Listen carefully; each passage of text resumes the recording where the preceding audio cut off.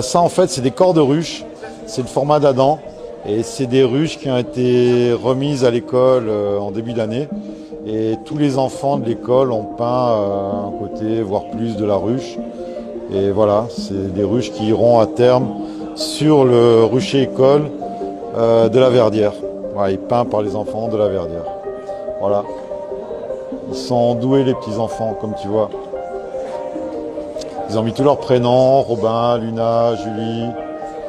Et voilà, cette belle déco. Donc là, l'opération consiste en fait à lever cet opercule de cire pour avoir le miel à nu. Alors, on va le faire de manière pas industrielle, mais plus générale. En fait, là, je viens d'enlever l'opercule. Vous avez vu, là, il y a le miel qui est directement dans les alvéoles. Voilà. Et après, on va l'extraire pour faire sortir le miel. Alors, il est un peu froid, ça va être difficile.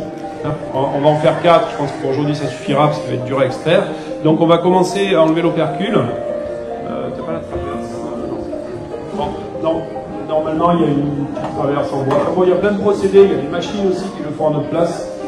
Mais bon, nous on aime bien tout ce qui est manuel. Et le cadre. Voilà, comme ça tout le monde voit bien normalement. Et donc on va couper l'opercule. Vous voyez? Bon, il y a un peu de...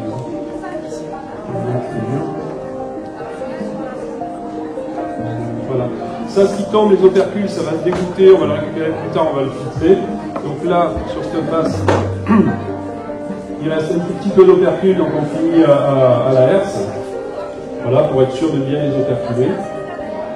Bon, il y a plusieurs méthodes, hein. Il y a la méthode propre et la méthode bourrin. Moi, je suis plutôt méthode bourrin. Ouais, propre, exactement. Voilà, une fois qu'on a fait un côté, bon, on fait l'autre, et puis ainsi de suite. Peut-être une musique d'ascenseur, un petit accéléré.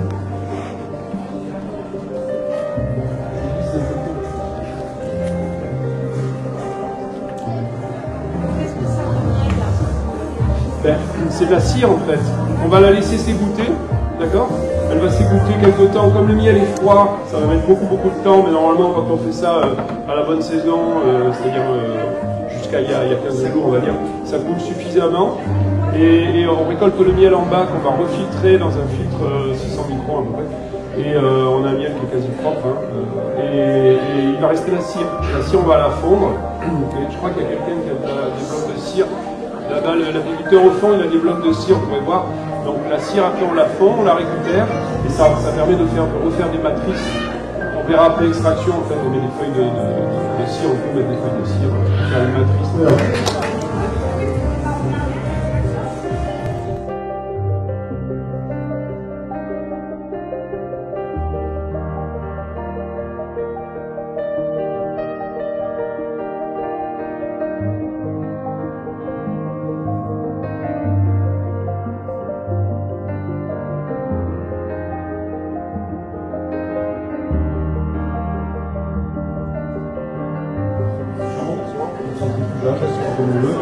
En fait, on va faire tourner les cadres de sorte que le miel sorte. Parce qu'en fait, on n'a jamais une finaison, donc en fait, il suffit simplement de mettre dans le bon sens. Donc, en gros, si on met ça vers l'extérieur, tout va bien. Si on met ça vers l'extérieur, vous avez compris? Faut pas fort, faut pas casser les cadres. Alors moi, je tiens. Voilà, allez. Ça commence à sentir, c'est bon signe. Bonne odeur de miel ici, hein. On va, mais nous...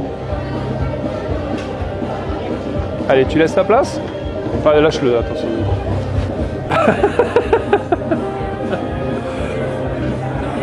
Bon, pas tant que ça, petit. Hein, est-ce qu'il y a des gens qui veulent goûter là? Vous voulez tremper le doigt dans le miel? Ça vous fait plaisir? Bah, à la rigueur, ouais. Voilà les abeilles, hein. Allez, on goûte. Voilà, là c'est bon. Alors là, c'est un auxiliaire on va dire. Donc il y a deux filtres, il y a un pré-filtre un peu grossier et un filtre un peu plus fin. Et en fait, on va filtrer à froid le miel et il va être normalement sans impureté. Donc voilà, il n'y a pas grand-chose. Hein. La plupart du temps, c'est peut-être un peu de pollen, un peu de cire, ce qui n'est pas mauvais à manger, mais bon, commercialement, c'est vrai que les gens préfèrent avoir un miel propre. Voilà, donc c'est pour ça qu'on le filtre. Et voilà, donc là on va le faire, et il va couler lentement, il va se filtrer lentement encore une fois parce qu'il est frais. On n'a pas tout extrait parce que c'est super difficile là. Il est trop froid. Mais bon, c'est pour la démo. Donc là on va ouvrir la vanne et il va couler pas grand chose. Allez, attention, c'est pas. Oh, bravo! Bravo les abeilles, ils ont bien bossé. C'est la aussi, hein. Ah non, oui, ça pense. Ben voilà, c'est ça le miel. C'est pas grand chose en fait. Hein. C'est juste s'occuper des abeilles. Ah, ça sert à rien, c'est super gentil. Regarde. Aux bons endroits, bon moment. Ouais. Puis les bosser, ça s'en va rien. Tu as goûté? Tu as goûté? Enlever un peu de cire, extraire, filtrer, fin de l'histoire. Voilà, on fait pas grand chose. Wake up, today's gonna be a good day. Wake up, today's gonna be a good day. Wake up, today's gonna be a good day. Wake up, today's gonna be a good day. Wake up, today's gonna be a good day. Wake up, today's gonna be a good day. Eh bien bonjour monsieur. Dites-moi, Oui. qui êtes-vous? Bon écoutez, je m'appelle Michel Goldman depuis longtemps déjà. Et je vous propose de vous lire un petit poème. Il s'appelle Madame la Nature. Tout à fait, avec plaisir. Madame la Nature est pourtant bien jolie. Elle change d'habit en chaleur ou froidure.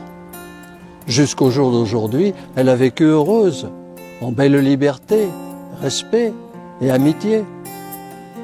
Mais depuis quelque temps, l'espèce dite humaine, peu humaine, la malmène.